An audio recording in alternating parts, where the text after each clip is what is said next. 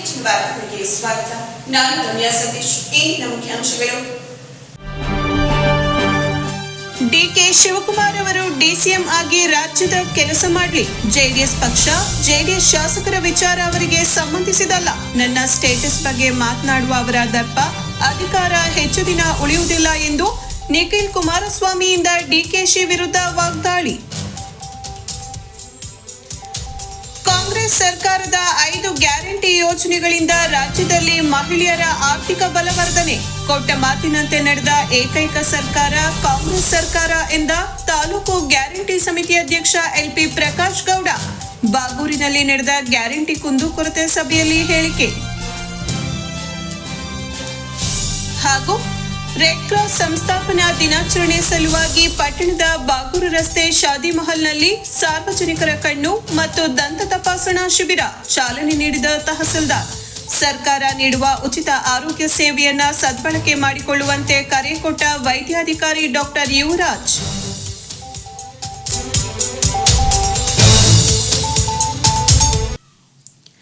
ರಾಜ್ಯದ ಉಪಮುಖ್ಯಮಂತ್ರಿ ಸ್ಥಾನವನ್ನ ಭಿಕ್ಷೆಯಾಗಿ ಕೊಟ್ಟಿರುವ ರಾಜ್ಯದ ಜನರಿಗೆ ಒಳಿತು ಮಾಡುವ ಕೆಲಸವನ್ನ ಡಿಕೆ ಶಿವಕುಮಾರ್ ಮೊದಲಿಗೆ ಮಾಡಲಿ. ಅದನ್ನು ಬಿಟ್ಟು ನಮ್ಮ ಚಿಂತೆ, ನಮ್ಮ ಪಕ್ಷದ ಚಿಂತೆ ಮಾಡುವುದು, ನನ್ನ ಸ್ಟೇಟಸ್ ಬಗ್ಗೆ ಪ್ರಶ್ನೆ ಮಾಡುವುದು ಸರಿಯಲ್ಲವೆಂದು ಜೆಡಿಎಸ್ ಯುವ ಘಟಕದ ರಾಜ್ಯಾಧ್ಯಕ್ಷ ನಿಖಿಲ್ ಕುಮಾರಸ್ವಾಮಿ ವಾಗ್ದಾಳಿ ನಡೆಸಿದರು. ಶ್ರವಣಬೆಳಗೊಳ ವಿಧಾನಸಭಾ ಕ್ಷೇತ್ರದ ಶಾಸಕ ಡಾಕ್ಟರ್ ಸಿಎನ್ ಬಾಲಕೃಷ್ಣ ಅವರ ಕುಟುಂಬದ ಬೀಗರ ಔತಣಕ್ಕೆ ಚನ್ನರಾಯಪಟ್ಟಣಕ್ಕೆ ಆಗಮಿಸಿದ ವೇಳೆ ಮಾಧ್ಯಮದವರೊಂದಿಗೆ ಮಾತನಾಡಿದ ಅವರು, ಜೆಡಿಎಸ್ ಕೇವಲ 17 ಸ್ಥಾನ ಪಡೆದಿದೆ ಎಂದು ಜರಿಯುವುದು ಸರಿಯಲ್ಲ. ನಮ್ಮ ಪಕ್ಷದ ಚಿಂತೆ ಅವರಿಗ್ಯಾಕೆ? ಡಿಕೆ ಸಾಹೇಬ್ರು ನನ್ನ ಸ್ಟೇಟಸ್ ಬಗ್ಗೆ ಪ್ರಶ್ನೆ ಮಾಡಿದ್ದಾರೆ. ಅವರಿಗೆ ಜನ ಡಿಸಿಎಂ ಸ್ಟೇಟಸ್ ಕೊಟ್ಟಿದ್ದಾರಲ್ಲ, ಅದು ನಾಡಿನ ಜನರ ಭಿಕ್ಷೆ. ಅದನ್ನು ಕಣ್ಣಿಗೆ ಒತ್ತಿಕೊಂಡು ಅಧಿಕಾರ ಇದ್ದಾಗ ದುರಂಕಾರ ಪಡೆದೆ ರಾಜ್ಯದ ಜನರ ಕೆಲಸ ಮಾಡಲಿ. ದುಡ್ಡಿದ್ದ ಮದ ತಲೆಗೆ ಏರಿಸಿಕೊಂಡು ಜಾಸ್ತಿ ಮಾತನಾಡದೆ ತಲೆ ತಗ್ಗಿಸಿ ಜನರಿಗೆ ಗೌರವದಿಂದ ದುಡಿಯುವ ಕೆಲಸ ಮಾಡಬೇಕು ಎಂಬುದನ್ನ ಮೊದಲಿಗೆ ಅರಿಯಲಿ ಎಂದು ಕಿಡಿಕಾರಿದ್ರು. ನಿಖಿಲ್ ಕುಮಾರಸ್ವಾಮಿ ಏನು ಎಂದು ಜನ ತೋರಿಸಿಕೊಡ್ತಾರೆ. ಮಿಸ್ಟರ್ ಶಿವಕುಮಾರ್ ಅವರು ತಲೆ ಕೆಡಿಸಿಕೊಳ್ಳುವುದು ಬೇಡ. ಅವರ ಸಹೋದರ ಪಾಪ ಕೂಲಿ ಸಿಕ್ಕಿಲ್ಲ ಅಂತ ಬೀದಿಯಲ್ಲಿ ಬಾಯಿ ಬಡಿದುಕೊಂಡು ಓಡಾಡ್ತಾರೆ. ದುಡಿದಿದ್ದೀನಿ ಅಂತಾರಲ್ಲ, ದೆಹಲಿಗೆ ಹೋಗಿ ಕೂಲಿ ತಗೊಂಡು ಬರಲಿ ಎಂದು ಲೇವಡಿ ಮಾಡಿದ್ರು. ಸಿಎಂ ಡಿಸಿಎಂ ಕುರ್ಚಿಯ ಕಿತ್ತಾಟ, ಬಡಿದಾಟ, ರಂಪಾಟ ನೋಡಿ ಜನರು ನಗುವ ಪರಿಸ್ಥಿತಿ ಬಂದಿದೆ. 136 ಸೀಟ್ ಗೆದ್ದಿದ್ದರೂ ಅವರು ಹತಾಶರಾಗಿ ಮಾತನಾಡ್ತಾ ಇದ್ದಾರೆ. ನಿಖಿಲ್ ಬಗ್ಗೆ ಚರ್ಚೆ ಬೇಡ. 2028ಕ್ಕೆ ಇದೇ ಡಿಕೆ ಶಿವಕುಮಾರ್ ಮಾಜಿ ಆಗ್ತಾರೆ. ಯಾರಿಗೂ ಅಧಿಕಾರ ಶಾಶ್ವತ ಅಲ್ಲ. ಮಾತನಾಡುವ ಮುನ್ನ ಎಚ್ಚರಿಕೆ ಇರಲಿ. ದುರಂಕಾರ ಬೇಡ ಎಂದು ಆಕ್ರೋಶ ವ್ಯಕ್ತಪಡಿಸಿದರು. ನಿನ್ನೆಯ ದಿನ ತುಮಕೂರಿನಲ್ಲಿ ಸರ್ಕಾರಿ ಕಾರ್ಯಕ್ರಮ ಆಯೋಜನೆ ಮಾಡಿಕೊಂಡು ಸಾಧನಾ ಸಮಾವೇಶ ಅಂತ ಹೆಸರು ಕೊಟ್ಕೊಂಡು ನಿನ್ನೆಯ ದಿನ ಮುಖ್ಯಮಂತ್ರಿಗಳು, ಉಪಮುಖ್ಯಮಂತ್ರಿಗಳ ಆದಿಯಾಗಿ ಸಂಪೂರ್ಣ ಸಚಿವ ಸಂಪುಟವು ಕೂಡ ನಿನ್ನೆ ತುಮಕೂರಿನಲ್ಲಿ ಮಾತನಾಡಿರ್ತಕ್ಕಂಥ ಎಲ್ಲ ವಿಚಾರವನ್ನ ಕೇಳಿದ್ದೀನಿ. ನಿನ್ನೆ ಒಂದು ಉಪಮುಖ್ಯಮಂತ್ರಿಗಳು ಒಂದು ವಿಚಾರವನ್ನ ವ್ಯಕ್ತಪಡಿಸಿದ್ರು. ನಾನು ಅದನ್ನ ಗಮನಿಸಿ ಇವತ್ತು ನನ್ನ ವಿಚಾರವೂ ಕೂಡ ಮುಂದಿಟ್ಟಿದ್ದೀನಿ. ಜನತಾದಳ ಪಕ್ಷ ಕೇವಲ 17 ಸ್ಥಾನವನ್ನ ಪಡ್ಕೊಂಡು ಬಹಳ ಅತ್ಯಂತ ಕಮ್ಮಿ ಸಂಖ್ಯೆಗೆ ಇಳಿದುಬಿಟ್ಟಿದೆ ಅಂತಕ್ಕಂಥದ್ದನ್ನ ಡಿಕೆ ಶಿವಕುಮಾರ್ ಅವ್ರು ಮಾತಾಡಿದ್ದನ್ನ ನೋಡಿ ನಾನೊಂದು ಪ್ರಶ್ನೆ ಅವ್ರಿಗೆ ಕೇಳಲಿಕ್ಕೆ ಬಯಸ್ತೇನೆ. 136 ಜನ ಶಾಸಕರನ್ನ ಹೊಂದಿರತಕ್ಕಂಥ ಕಾಂಗ್ರೆಸ್ನ ಪಕ್ಷದ ಉಪಮುಖ್ಯಮಂತ್ರಿಗಳು, ಅದೆಂಥದ್ದು ಅವ್ರದ್ದು ಡಿಸೈನ್ ಬಾಕ್ಸ್ ಅಂತ ಒಂದು ಟೀಮ್ ಇದೆಯಲ್ಲ, ಅಲ್ಲೊಂದು ಕಚೇರಿನಲ್ಲಿ ಪಾಪ ಡಿಕೆ ಸಾಹೇಬರು ಡಿಕೆ ಶಿವಕುಮಾರ್ ಎಂಬುವ ನಾನು ಅಂತ ಹಾಕೊಂಡಿದ್ದಾರೆ. ಆದ್ರೆ ಮುಂದೋದ ಮೇಲೆ ಏನು ಅಂತ ಗೊತ್ತಾಗ್ತಾ ಇಲ್ಲ ಜನಕ್ಕೆ. ಅದಕ್ಕೆ ಪ್ರಶ್ನೆ ಕೇಳಿದ್ದೀನಿ, ನಮ್ಮ ಬಗ್ಗೆ ಚಿಂತೆ ಮಾಡೋದು ಬಿಡ್ಲಿ. ಇವತ್ತು ಇನ್ನೂ ಒಂದು ಮಾತು ನಾನು ನೋಡಿದೆ ಗಾಡಿಯಲ್ಲಿ ಬರ್ತಾ, ಈಗ ಪಾಪ ನಿಖಿಲ್ ಕುಮಾರಸ್ವಾಮಿ ಸ್ಟೇಟಸ್ ಬಗ್ಗೆ ಪ್ರಶ್ನೆ ಮಾಡಿದ್ದಾರೆ. ಸಾಹೇಬರು ನನ್ನ ಸ್ಟೇಟಸ್ ಬಗ್ಗೆ ಪ್ರಶ್ನೆ ಮಾಡಿದ್ದಾರೆ. ಒಂದು ಅರ್ಥಕೊಳ್ಳಿ, ಇವತ್ತು ಅವ್ರಿಗೇನು ಜನ ಸ್ಟೇಟಸ್ ಕೊಟ್ಟಿದಾರಲ್ಲ, ಉಪಮುಖ್ಯಮಂತ್ರಿ ಸ್ಟೇಟಸ್ಸು, ಇದು ನಾಡಿನ ಜನತೆ ಅವ್ರಿಗೆ ಭಿಕ್ಷೆ ಕೊಟ್ಟಿದ್ದಾರೆ. ಅದನ್ನ ಕಣ್ಗೊತ್ಕೊಂಡು ಅಧಿಕಾರ ಇದ್ದಾಗ ದುರಂಕಾರ ಪಡೆದಿರಾ, ದುಡ್ಡಿನ ಮದ ತಲೆಗೇರಿ ಜಾಸ್ತಿ ಮಾತಾಡಿದಿರ ತಲೆ ತಗ್ಸಿ ಜನಗಳಿಗೆ ಗೌರವಿತವಾಗಿ ದುಡಿತಕ್ಕಂಥ ಕೆಲಸ ಮಾಡಲಿ. ನಿಖಿಲ್ ಕುಮಾರಸ್ವಾಮಿ ಸ್ಟೇಟಸ್ ಏನು ಅಂತಕ್ಕಂಥದ್ದು ಈ ನಾಡಿನ ಜನತೆ ಮುಂದಿನ ದಿನಗಳಲ್ಲಿ ತೋರಿಸ್ಕೊಡ್ತಾರೆ. ತಲೆ ಕೆಡಿಸ್ಕೊಳ್ಳೋದು ಬೇಡ. ಮಿಸ್ಟರ್ ಶಿವಕುಮಾರ್ ಅವರು ಇಷ್ಟು ಲಘುವಾಗಿ ಮಾತನಾಡ್ತಕ್ಕಂಥದ್ದು ಬೇಡ. ಪಾಪ ನೋಡಿದೆ ಎಲ್ಲ ಇವಾಗ ಮಾತಾಡಿದ್ದಾರೆ ನಮ್ಮ GBIT ವಿಚಾರಕ್ಕೆ ಸಂಬಂಧಪಟ್ಟಂತೆ.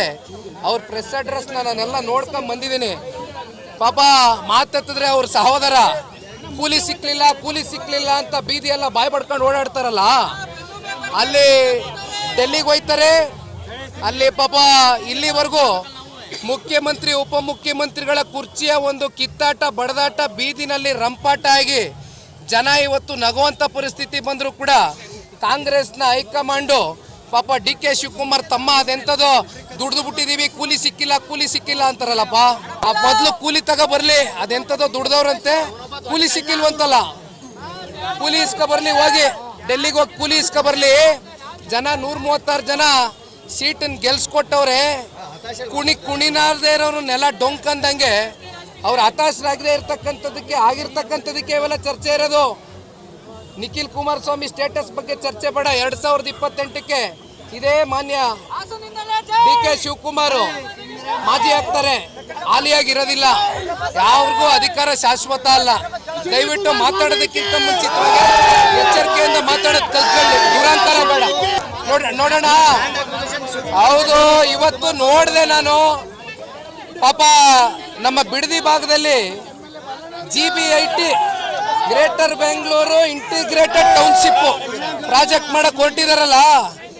ಇಷ್ಟೆಲ್ಲ ಮೊನ್ನೆ ಕುಮಾರಣ್ಣ ಅವರು ಕೂತ್ಕೊಂಡು ಪ್ರೆಸ್ ಅಡ್ರೆಸ್ ಮಾಡಿ, ದೇವೇಗೌಡರು ಸಾಹೇಬರು ಪ್ರೆಸ್ ಅಡ್ರೆಸ್ ಮಾಡಿದ ಮೇಲೆ ಒಳಗಡೆ ಈಗ ತಳಮಳ ಶುರುವಾಗಿ ಇವತ್ತು ಒಂದು 30 ಜನವೋ 40 ಜನವೋ ರೈತ ಮುಖಂಡರು ಅಂತ ಕರೆಸಿದ್ರಲ್ಲ ಸರ್. ಡೆಲ್ಲಿ ನಮ್ಮ ಬೆಂಗಳೂರಲ್ಲಿ ನೋಡಿದ್ರ ಅವ್ರ ಕಚೇರಿಲಿ ರೈತ ಮುಖಂಡ್ರ ಮುಖವಾದು ರೈತ ತರ ಕಂಡ್ರ ಅವರು. ಯಾವ ರಿಯಲ್ ಎಸ್ಟೇಟ್ ದಂಧೆಕೋರರು ದಲ್ಲಾಳಿಗಳನ್ನ ಯಾವನಾದ್ರೂ ಹೋಗ್ಲಿ ಹಸಿರು ಶಾಲ್ ಧರಿಸಿದ್ರೇನ್ರಿ? ರೈತರ ತರ ಇದ್ರೇನ್ರಿ ಅವರು? ಕಾಂಗ್ರೆಸ್ನ ಮುಖಂಡರನ್ನೇ ಕೂರಿಸ್ಕೊಂಡು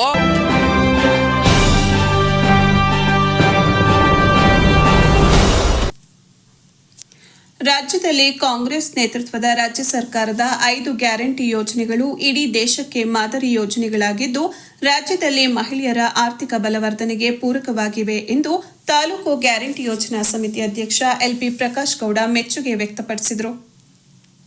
ತಾಲೂಕು ಪಂಚಾಯಿತಿ, ತಾಲೂಕು ಗ್ಯಾರಂಟಿ ಯೋಜನಾ ಸಮಿತಿ ಹಾಗೂ ಬಾಗೂರು ಗ್ರಾಮ ಪಂಚಾಯಿತಿ ವತಿಯಿಂದ ಬಾಗೂರು ಹೋಬಳಿ ಕೇಂದ್ರದ ಕುರುಹಿನಶೆಟ್ಟಿ ಸಮುದಾಯ ಭವನದಲ್ಲಿ ಹಮ್ಮಿಕೊಂಡಿದ್ದ ಹೋಬಳಿ ಮಟ್ಟದ 4ನೇ ಗ್ಯಾರಂಟಿ ಕುಂದುಕೊರತೆ ಶಿಬಿರವನ್ನು ಉದ್ಘಾಟಿಸಿ ಮಾತನಾಡಿದ ಪ್ರಕಾಶ್ ಗೌಡ ಅವರು, ಇಡೀ ಜಿಲ್ಲೆಯಲ್ಲೇ ಚನ್ನರಾಯಪಟ್ಟಣ ತಾಲೂಕು ಗ್ಯಾರಂಟಿ ಯೋಜನಾ ಸಮಿತಿಯು ಗ್ಯಾರಂಟಿ ಕಾರ್ಯಕ್ರಮಗಳ ಸಮರ್ಪಕ ಅನುಷ್ಠಾನದಲ್ಲಿ ಮೊದಲನೇ ಸ್ಥಾನ ಪಡೆದಿದೆ. ಈಗಾಗಲೇ ತಾಲೂಕಿನ 4 ಹೋಬಳಿ ಕೇಂದ್ರಗಳಲ್ಲಿ ಸಭೆ ನಡೆಸಲಾಗಿದೆ. ಮುಂಬರುವ ದಿನಗಳಲ್ಲಿ ಕಸ್ಬಾ ಹಾಗೂ ದಂಡಿಗನಹಳ್ಳಿ ಹೋಬಳಿ ಕೇಂದ್ರಗಳಲ್ಲಿ ಪ್ರಗತಿ ಪರಿಶೀಲನಾ ಸಭೆ ನಡೆಸಲಾಗುತ್ತದೆ ಎಂದರು. ತಾಲೂಕಿನಲ್ಲಿ ಗೃಹಲಕ್ಷ್ಮಿ ಯೋಜನೆಯಲ್ಲಿ 79,779 ಫಲಾನುಭವಿಗಳಿಗೆ ಸುಮಾರು 1.59 ಕೋಟಿ ರು, ಗೃಹಜ್ಯೋತಿ ಯೋಜನೆಯಲ್ಲಿ 70,840 ಫಲಾನುಭವಿಗಳಿದ್ದು 2.54 ಕೋಟಿ ರು, ಅನ್ನಭಾಗ್ಯ ಯೋಜನೆಯಲ್ಲಿ 2,54,779 ಸದಸ್ಯರಿದ್ದು 4.33 ಕೋಟಿ ರು ಹಾಗೂ ಯುವ ನಿಧಿ ಯೋಜನೆಯಲ್ಲಿ ತಾಲೂಕಿನಲ್ಲಿ ಒಟ್ಟು 698 ವಿದ್ಯಾರ್ಥಿಗಳಿಗೆ 21 ಲಕ್ಷ ರು ಹಣ ಬರುತ್ತಿದೆ. ಶಕ್ತಿ ಯೋಜನೆಯಲ್ಲಿ 3,30,22,796 ಮಹಿಳೆಯರು ಪ್ರಯಾಣ ಮಾಡಿದ್ದು ಸುಮಾರು 2.63 ಕೋಟಿ ರು ಹಣ ಬಿಡುಗಡೆಯಾಗಿದೆ. ಒಟ್ಟು ತಾಲೂಕಿನ 5 ಯೋಜನೆಗಳಿಗೆ ಪ್ರತಿ ಮಾಸಿಕ 26.3 ಕೋಟಿ ರು ಹಣ ಬಿಡುಗಡೆಯಾಗುತ್ತಿದೆ. ಒಟ್ಟಾರೆ ತಾಲೂಕಿನಲ್ಲಿ 99% ಗುರಿ ಹೊಂದಲಾಗಿದೆ ಎಂದರು. ಮುಂಬರುವ ದಿನಗಳಲ್ಲಿ 5 ಗ್ಯಾರಂಟಿ ಯೋಜನೆ ಸಮರ್ಪಕ ಅನುಷ್ಠಾನಕ್ಕಾಗಿ ಯೋಜನೆ ವ್ಯಾಪ್ತಿಗೆ ಒಳಪಡುವ ಅಧಿಕಾರಿಗಳು ಮತ್ತು ಫಲಾನುಭವಿಗಳ ತರಬೇತಿ ಕಾರ್ಯಕ್ರಮವನ್ನು ತಾಲೂಕಿನ ಎಲ್ಲ ಗ್ರಾಮ ಪಂಚಾಯಿತಿಗಳಲ್ಲಿ ಹಂತ ಹಂತವಾಗಿ ನಡೆಸಲು ಯೋಜನೆ ರೂಪಿಸಲಾಗಿದೆ ಎಂದರು. ಸಮಸ್ಯೆ ನಮ್ಮನ್ನು ಭೇಟಿ ಮಾಡಿ ಜೊತೆಗೆ ಕಾರ್ಯಕ್ರಮಗಳ ಸಂಬಂಧಪಟ್ಟ ನೇರವಾಗಿ ಪಬ್ಲಿಕ್ ಕಾರ್ಯಕ್ರಮ ಮಾಡಲಿಕ್ಕೆ ಹೇಳ್ತಾ ಇವತ್ತು ನಮ್ಮನ್ನ ಈ ತಾಲೂಕು ಮಾತಾಡಲಿಕ್ಕೆ ಅವಕಾಶ ಮಾಡಿಕೊಟ್ಟಂತ ಸಂಬಂಧಪಟ್ಟ ಹೋಬಳಿಯ ಎಲ್ಲ ಸಂಬಂಧಪಟ್ಟ ನಮ್ಮ ಅಧಿಕಾರಿಗಳಿಗೆ, ವಿಶೇಷವಾಗಿ ಸದಸ್ಯರಲ್ಲಿ ಹರೀಶ್ ಅವರು ಅವತ್ತು ನಮ್ಮಂತೂ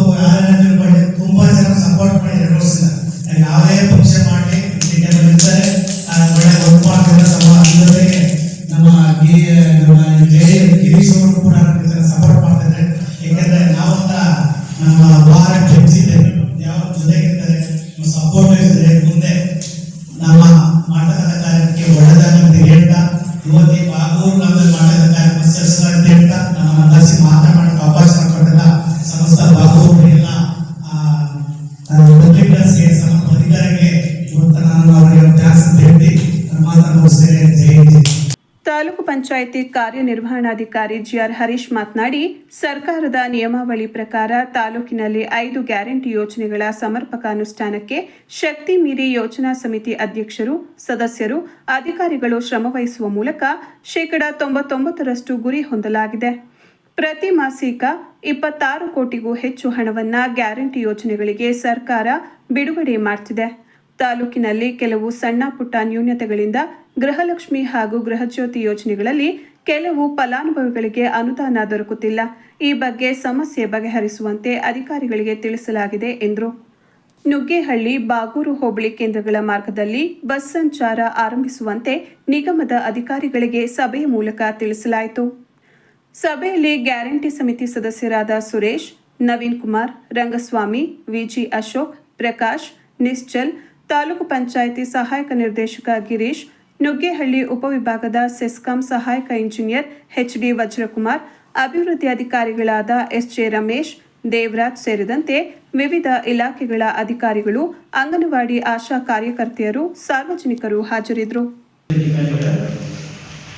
ಎಲ್ಲ ಪಂಚ ಗ್ಯಾರಂಟಿ ಯೋಜನೆಗಳ ಅನುಷ್ಠಾನ ಇಲಾಖಾ ನೇತೃತ್ವದಲ್ಲಿ ಮತ್ತು ಸಾರ್ವಜನಿಕ ಬಂಧುಗಳು, ಇವತ್ತು ನಾವು ಬಾಗೂರು ಹೋಬಳಿನಲ್ಲಿ ಒಂದು ಅದ್ಭುತವಾದಂತಹ ಹೋಬಳಿ ಮಟ್ಟದ ಸಮಾವೇಶವನ್ನು ನಾವು ಮಾಡಿದ್ವಿ. ಸಾಕಷ್ಟು ಜನರಿಂದ ಹಾಗೆ ಸದಸ್ಯರಿಂದ ಏನು ಕುಂದುಕೊರತೆಗಳಿದ್ದಾವೆ ಅವುಗಳನ್ನು ಕೂಡ ನಾವು ಪರಿಶೀಲನೆ ಮಾಡಿದ್ದೇವೆ. ಒಟ್ಟಾರೆಯಾಗಿ ನಮ್ಮ ತಾಲೂಕಿನಲ್ಲಿ ಈ ಗ್ಯಾರಂಟಿ ಯೋಜನೆ ವತಿಯಿಂದ ಸಾಕಷ್ಟು ಅನುದಾನ ನಮ್ಮ ತಾಲೂಕಿಗೆ ಬಂದಿದೆ. ಆ ಅನುದಾನದ ಬಗ್ಗೆ ಮಾತಾಡ್ತಾ ಹೋಗೋದಾದ್ರೆ, ನಮ್ಮ ಗೃಹಲಕ್ಷ್ಮಿ ಯೋಜನೆ ಅಡಿ ನಮ್ಮ ತಾಲೂಕಿನಲ್ಲಿ 79,779 ಜನ ಫಲಾನುಭವಿಗಳಿಗೆ ಪ್ರತಿ ಕುಟುಂಬದ ಯಜಮಾನಿಗೆ 2,000 ರೂಪಾಯಿಗಳಂತೆ 15,95,58,000 ರೂಪಾಯಿಗಳು ನಮ್ಮ ತಾಲೂಕಿಗೆ ಪ್ರತಿ ತಿಂಗಳು ಬರ್ತಾ ಇದೆ. ಅದೇ ರೀತಿ ಅನ್ನಭಾಗ್ಯ ಯೋಜನೆಯಲ್ಲಿ ಅಂತ್ಯೋದಯ ಮತ್ತೆ ಬಡತನ ರೇಖೆಯಿಂದ ಕೆಳಗಿರ್ತಕ್ಕಂಥ BPL ಕುಟುಂಬಗಳು ಒಟ್ಟು 2,54,779 ಜನಕ್ಕೆ 1 ಕೆಜಿ ಅಕ್ಕಿಗೆ 34 ರೂಪಾಯಿನಂತೆ 4,33,12,430 ರೂಪಾಯಿಗಳು ಅನ್ನಭಾಗ್ಯ ಯೋಜನೆಯಲ್ಲಿ ನಮ್ಮ ತಾಲೂಕಿಗೆ ಬರ್ತಾ ಇದೆ.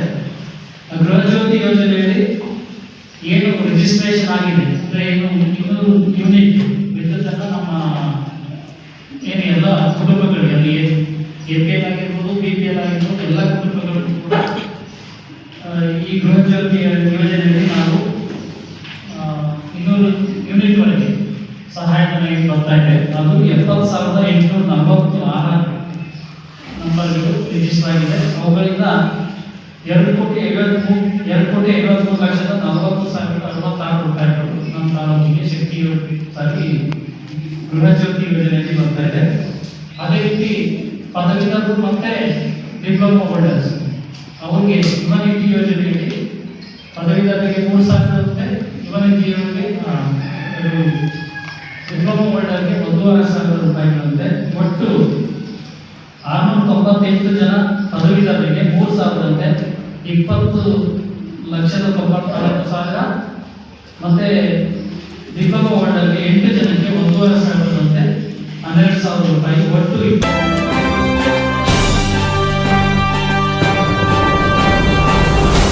ನಿಮ್ಮ ಭವಿಷ್ಯವನ್ನ ಆರೋಗ್ಯ ಕ್ಷೇತ್ರದಲ್ಲಿ ನಿರ್ಮಿಸಲು ಸುವರ್ಣಾವಕಾಶ ತಂದಿದೆ ಚನ್ನರಾಯಪಟ್ಟಣದ ಪ್ರಸಿದ್ಧ Nagesh institute of health sciences ಮತ್ತು paramedical sciences. MSc nursing, BSc nursing, BSc MLT, diploma in nursing ಮತ್ತು lab technician, health inspector, dialysis technology, x-ray technology, ophthalmic technology ಕೋರ್ಸುಗಳು ಲಭ್ಯ.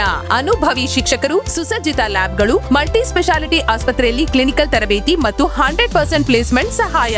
ದಾಖಲಾತಿಗಾಗಿ ಸಂಪರ್ಕಿಸಿ Nagesh institute of health sciences ಮತ್ತು ಪ್ಯಾರಾಮೆಡಿಕಲ್ ಸೈನ್ಸಸ್, ನಾಗಸಮುದ್ರ ರಸ್ತೆ, ಚನ್ನರಾಯಪಟ್ಟಣ.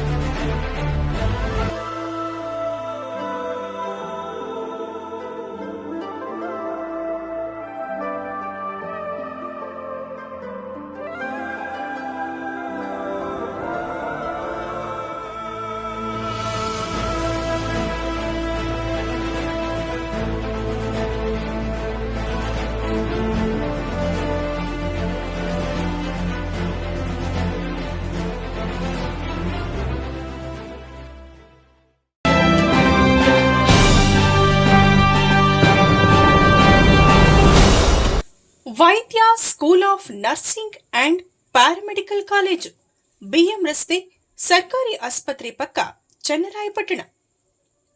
2026-27ನೇ ಸಾಲಿಗೆ ಪ್ರವೇಶಾತಿ ಪ್ರಾರಂಭವಾಗಿದೆ. ನಮ್ಮಲ್ಲಿ ಲಭ್ಯವಿರುವ ಕೋರ್ಸ್ಗಳು: diploma nursing, GNM, diploma lab technician, DMLT, diploma health inspector, DHI, diploma operation theatre ಮತ್ತು ಅನಸ್ತೇಷಿಯಾ ಟೆಕ್ನಾಲಜಿ, ಡಿಒಟಿ ಮತ್ತು AT, diploma medical imaging technology, DMIT. ವಿದ್ಯಾರ್ಹತೆ 10 ಅಥವಾ 12ನೇ ತರಗತಿ ಉತ್ತೀರ್ಣರಾಗಿರಬೇಕು. ಸೀಮಿತ ಸೀಟುಗಳು ಲಭ್ಯ. ಕೂಡಲೇ ನಿಮ್ಮ ಮಕ್ಕಳ ದಾಖಲಾತಿಗೆ ಮುಂದಾಗಿ. ದಾಖಲಾತಿ ಪಡೆದ ಎಲ್ಲಾ ವಿದ್ಯಾರ್ಥಿಗಳಿಗೂ ಸ್ಕಾಲರ್ಶಿಪ್ ಇದ್ದು, ಗಂಡು ಮತ್ತು ಹೆಣ್ಣು ಮಕ್ಕಳಿಗೆ ಪ್ರತ್ಯೇಕ ಹಾಸ್ಟೆಲ್ ವ್ಯವಸ್ಥೆ ಇರುತ್ತದೆ. ಹೆಚ್ಚಿನ ಮಾಹಿತಿಗೆ ಸಂಪರ್ಕಿಸಿ. ವೈದ್ಯ ನರ್ಸಿಂಗ್ ಮತ್ತು ಪ್ಯಾರಾಮೆಡಿಕಲ್ ಕಾಲೇಜು, ಬಿಎಂ ರಸ್ತೆ, ಸರ್ಕಾರಿ ಆಸ್ಪತ್ರೆ ಪಕ್ಕ, ಚನ್ನರಾಯಪಟ್ಟಣ. ದೂರವಾಣಿ 9740239936 ಮತ್ತು 998044999936.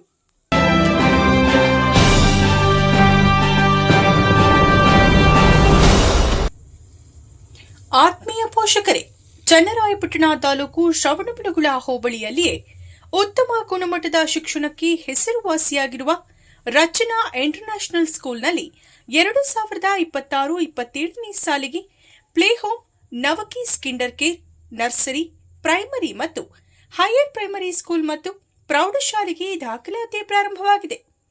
ನಮ್ಮಲ್ಲಿ ಗುಣಮಟ್ಟದ ಶಿಕ್ಷಣ ಮತ್ತು ಮಗುವಿನ ಸರ್ವಾಂಗೀಣ ಅಭಿವೃದ್ಧಿ, ಶಿಶು ಕೇಂದ್ರಿತ ಚಟುವಟಿಕೆ ಆಧಾರಿತ ಕಲಿಕೆ, ಮಕ್ಕಳ ವೈಯಕ್ತಿಕ ಗಮನ ನೀಡಲಾಗುವುದು. ಪ್ರತಿ ವರ್ಷವೂ ಎಸ್ಎಸ್ಎಲ್ಸಿ ಪರೀಕ್ಷೆಯಲ್ಲಿ 100% ಫಲಿತಾಂಶ, ಸ್ಮಾರ್ಟ್ ಕ್ಲಾಸ್ ಹಾಗೂ ಸಹಪಠ್ಯ ಚಟುವಟಿಕೆಗಳೊಂದಿಗೆ ಸ್ಪೋಕನ್ ಇಂಗ್ಲಿಷ್, ಎಐ ಮತ್ತು ರೋಬೋಟಿಕ್ ಆಧಾರಿತ ಕಲಿಕೆ, computer coding, digital class room, cultural based activities. ವಿದ್ಯಾರ್ಥಿಗಳ ಸಮಗ್ರ ಕಲಿಕೆಯ ವಿಶೇಷ ಸೌಲಭ್ಯಗಳು.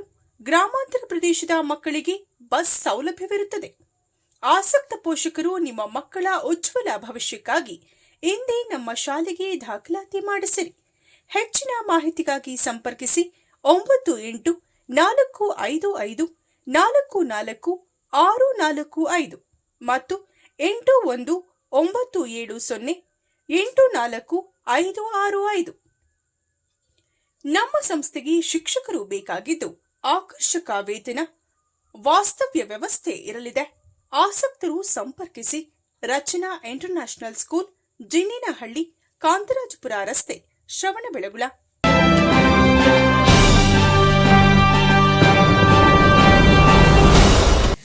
ಪ್ರತಿಯೊಬ್ಬರ ಉತ್ತಮ ಆರೋಗ್ಯದ ಸಲುವಾಗಿ ಸರ್ಕಾರ ಇಂದು ಮನೆ ಬಾಗಿಲಿಗೆ ಆರೋಗ್ಯ ಸೇವೆಯನ್ನು ಒದಗಿಸುತ್ತಿದೆ. ಸರ್ಕಾರ ರೂಪಿಸುವ ಇಂತಹ ಕಾರ್ಯಕ್ರಮಗಳನ್ನು ಜನರು ಉಪಯೋಗಪಡಿಸಿಕೊಳ್ಳಬೇಕೆಂದು ತಾಲೂಕು ಆಸ್ಪತ್ರೆ ಆಡಳಿತ ವೈದ್ಯಾಧಿಕಾರಿ ಡಾಕ್ಟರ್ ಎಸ್ ಯುವರಾಜ್ ತಿಳಿಸಿದರು. ವಿಶ್ವ ರೆಡ್ ಕ್ರಾಸ್ ಸಂಸ್ಥೆ ದಿನಾಚರಣೆ ಅಂಗವಾಗಿ ಭಾರತೀಯ ರೆಡ್ ಕ್ರಾಸ್ ಸಂಸ್ಥೆಯ ತಾಲೂಕು ಘಟಕ ಮತ್ತು doctor APJ Abdul Kalam foundation ವತಿಯಿಂದ ಪಟ್ಟಣದ ಬಾಗೂರು ರಸ್ತೆಯಲ್ಲಿನ ಶಾದಿ ಮಹಲ್ನಲ್ಲಿ ಹಾಸನದ ಡಾಕ್ಟರ್ ಅಗರ್ವಾಲ್ ಕಣ್ಣಿನ ಆಸ್ಪತ್ರೆ ಮತ್ತು ವಿಕೆ ಡೆಂಟಲ್ ಆಸ್ಪತ್ರೆಯ ಆಯೋಗದಲ್ಲಿ ಸಾರ್ವಜನಿಕರಿಗೆ ಆಯೋಜಿಸಿದ ಕಣ್ಣು ಮತ್ತು ದಂತ ತಪಾಸಣೆಯ ಉಚಿತ ಶಿಬಿರದಲ್ಲಿ ಭಾಗವಹಿಸಿ ಮಾತನಾಡಿದ ಅವರು, ಯಾವುದೇ ಹೊಸ ಕಾರ್ಯಕ್ರಮಗಳನ್ನು ರೂಪಿಸುವಾಗ ಸಮುದಾಯದ ಕಾಳಜಿ ಮುಖ್ಯವಾಗುತ್ತದೆ. ಆರೋಗ್ಯವೇ ಸರ್ವಸ್ವವಾಗಿದ್ದು ಇದನ್ನು ಕಾಪಾಡಿಕೊಳ್ಳುವ ಜವಾಬ್ದಾರಿ ಎಲ್ಲರದ್ದಾಗಿದೆ. ಜೊತೆಗೆ ಸಮಾಜದ ಸ್ವಾಸ್ಥ್ಯವನ್ನ ಕಾಪಾಡಬೇಕು. ಕಾಯಿಲೆಗಳು ಬಂದಾಗ ಪರಿತಪಿಸುವ ಬದಲು ಕಾಯಿಲೆಗಳು ಬರದಂತೆ ಎಚ್ಚರ ವಹಿಸುವುದೇ ಮೊದಲ ಹೆಜ್ಜೆಯಾಗಿದೆ ಎಂದರು. ಕಾರ್ಯಕ್ರಮಕ್ಕೆ ಚಾಲನೆ ನೀಡಿ ಮಾತನಾಡಿದ ತಹಸೀಲ್ದಾರ್ ಜಿಎಸ್ ಶಂಕರಪ್ಪ, ಇತ್ತೀಚಿನ ದಿನಗಳಲ್ಲಿ ಮೊಬೈಲ್ ಬಳಕೆ ಹೆಚ್ಚಾಗಿರುವ ಪರಿಣಾಮ ಕಣ್ಣಿನ ದೋಷಗಳು ಹೆಚ್ಚಾಗಿ ಕಾಣಿಸಿಕೊಳ್ಳುತ್ತಿವೆ. ಮಕ್ಕಳಂತೂ ಮೊಬೈಲ್ ಇಲ್ಲದೆ ಊಟ ಮಾಡಲಾರದ ಸ್ಥಿತಿಗೆ ಬಂದಿವೆ. ಇನ್ನು ಕೆಲವರು ಯಾವುದೇ ಕೆಲ ದೈಹಿಕ ಚಟುವಟಿಕೆಗಳಲ್ಲಿ ತೊಡಗದಿರುವುದು ಅನಾರೋಗ್ಯಕ್ಕೆ ಕಾರಣವಾಗ್ತಿದೆ. ಈ ನಿಟ್ಟಿನಲ್ಲಿ ಪೋಷಕರು ತಮ್ಮ ಮಕ್ಕಳನ್ನ ಮೊಬೈಲ್ನಿಂದ ದೂರವಿಟ್ಟು ಬೆಳೆಸುವುದನ್ನು ರೂಢಿಸಿಕೊಳ್ಬೇಕು ಎಂದು ಕಿವಿಮಾತು ಹೇಳಿದರು. Doctor APJ Abdul Kalam foundation ಅಧ್ಯಕ್ಷ ಮುನಾವರ್ ಪಾಷಾ, ಕ್ಷೇತ್ರ ಶಿಕ್ಷಣಾಧಿಕಾರಿ ಎಚ್ಎಚ್ ಸತೀಶ್, ಸಾಹಿತಿ ಹೊನಶೆಟ್ಟಿಹಳ್ಳಿ ಗಿರಿರಾಜ್, ರೆಡ್ ಕ್ರಾಸ್ ಸಂಸ್ಥೆ ತಾಲೂಕು ಘಟಕದ ಅಧ್ಯಕ್ಷ ಎಚ್ಜಿ ಭರತ್ ಕುಮಾರ್, ಕಾರ್ಯದರ್ಶಿ ಜಬಿಯುಲ್ಲಾ ಬೇಗ್, ಖಜಾಂಚಿ ಕಿಶೋರ್ ಕುಮಾರ್, ಪುರಸಭಾ ಮಾಜಿ ಸದಸ್ಯರಾದ ಫರಾನ್, ಶಾದಿ ಮಹಲ್ ವ್ಯವಸ್ಥಾಪಕರಾದ ಶಂಶುದ್ದೀನ್, ಮೌಲ್ವಿ, ಎಸಿಒ ಲೋಕೇಶ್ ಪ್ರಕಾಶ್ ಸೇರಿ ಇತರರು ಇದ್ದರು. ಹಾಗೆ ವೀಕೆಂಡ್ ಮೆಡಿಸನ್ ಆಸ್ಪತ್ರೆ ಹಾಸ್ಪಿಟಲ್ ಮತ್ತು ಅಲ್ಲಿನ ತಪಾಸಣೆ ವಿಶೇಷವಾಗಿ ನಮ್ಮ ಚಂದ್ರಪುರದಲ್ಲಿ ಪ್ರಪ್ರಥಮರಿಗೆ ಏವಿಯೇಷನ್ ತಪಾಸಣೆ ಮಾಡಿಸ್ತಾ ಇದ್ದೀವಿ. ಹಾಗೆ ಇದೊಂದು ವಿಶೇಷವಾಗಿ ಕಾರ್ಯಕ್ರಮ ಮಾಡ್ತಾ ಇದ್ದೀವಿ ಸರ್. ನಮ್ಮ ಸಾಕಷ್ಟು ಅಂತ ಹೇಳಿದರೆ ಅವರು ವೈದ್ಯಕೀಯ ಸೇವೆಗಳನ್ನ ಮತ್ತು ಅವರ ಮೆಡಿಕಲ್ ಕ್ಲಿನಿಕ್ ಕಳಿಸ್ಕೊಡ್ತಾರೆ. ಈ ಭಾಗ ನಾವು ಆರೋಗ್ಯವೇ ಭಾಗ್ಯ ಎಲ್ಲರೂ ಕೂಡ ಒಂದು ವಿಚಾರದಲ್ಲಿ ಭಗವಂತ ಔಷಧಿಯಲ್ಲಿ ಏನನ್ನ ಕೊಟ್ಟಿಗೆ ಸಾಧ್ಯ ಅದನ್ನು ಯಾವುದು ಕೊಟ್ಟಿಗಾಗಲ್ಲ ಅಂತ ಔಷಧಿಯಲ್ಲೇ. ಸೊ ಯಾವುದನ್ನ ಅಂತ ಹೇಳಿದ್ರೆ ಆರೋಗ್ಯ ಅನ್ನೋದು ನಾವು ಕೆಲಸವನ್ನು ಮಾಡ್ತಾ ಇದ್ದೀವಿ ಅಂತ ಹೇಳಲಿಕ್ಕೆ ಭಾಳ ಹೆಮ್ಮೆ ಆಗುತ್ತೆ. ಸೊ ಕಳೆದ ವರ್ಷ ನಮ್ಮ ಆಸ್ಪತ್ರೆಯಲ್ಲಿ ಅವರು ಉಚಿತ ಬ್ಲಡ್ ಕ್ಯಾಂಪ್ ಇರ್ಬೋದು ಮತ್ತು ಏನು ಈ TB ರೋಗಿಗಳಿಗೆ ಈ ಕ್ಷಯ ರೋಗಿಗಳಿಗೆ ಬಂದಂಥ ಸಂದರ್ಭದಲ್ಲಿ ಅವರಿಗೆ ಒಂದು ನ್ಯೂಟ್ರಿಷನ್ ಪ್ರೋಗ್ರಾಮ್ ಅಂತ ಅವ್ರಿಗೆ ಆದಂಥ ಒಂದು ಹೊಟ್ಟೆ ಹಚ್ಚುವಂಥ ಕಾರ್ಯಕ್ರಮ ಇರೋದು, ಪಡಿತರ ಹಚ್ಚುವಂಥ ಒಂದು ಕಾರ್ಯಕ್ರಮವನ್ನು ಕಳೆದ ವರ್ಷ ನಮ್ಮ APJ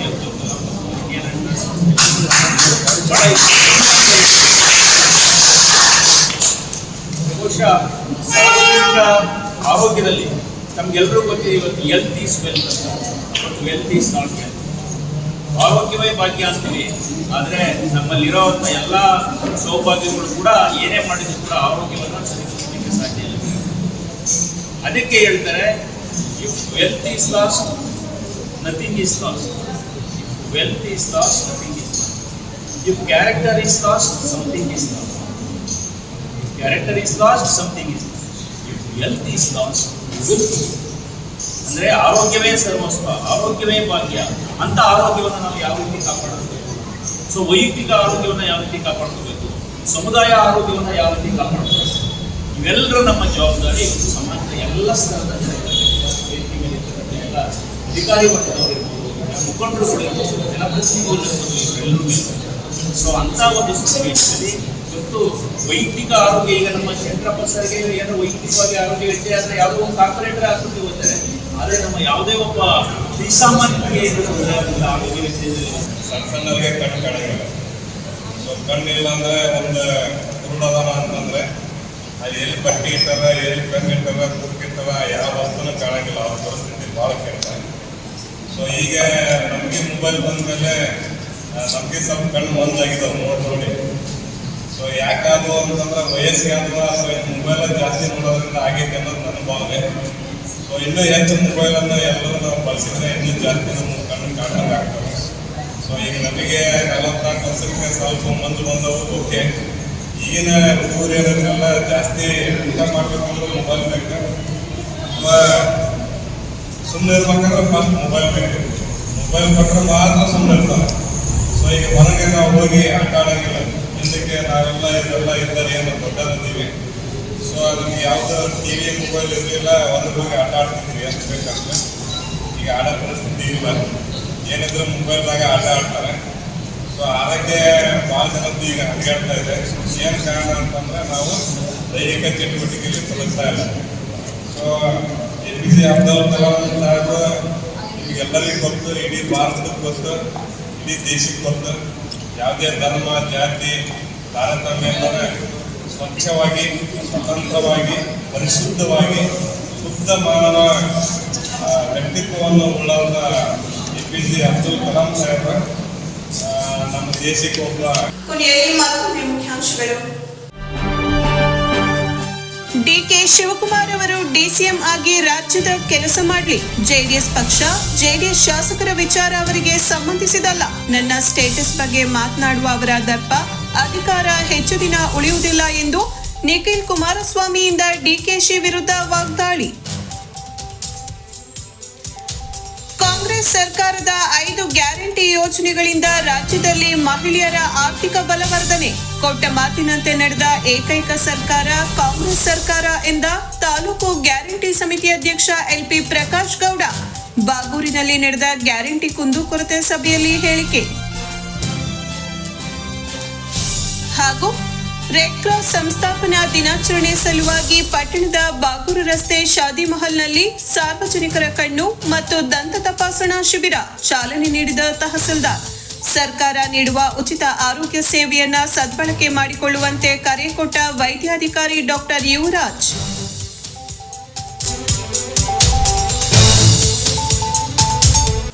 ಇದರೊಂದಿಗೆ ವಾರ್ತಾ ಪ್ರಸಾರ ಮುಕ್ತಾಯವಾಯಿತು. ಮತ್ತೆ ನಮ್ಮ ಭೇಟಿ ಮುಂದಿನ ಜೀವೋತ್ಸವ ವಾರ್ತೆಯಲ್ಲಿ. ನಮಸ್ಕಾರ.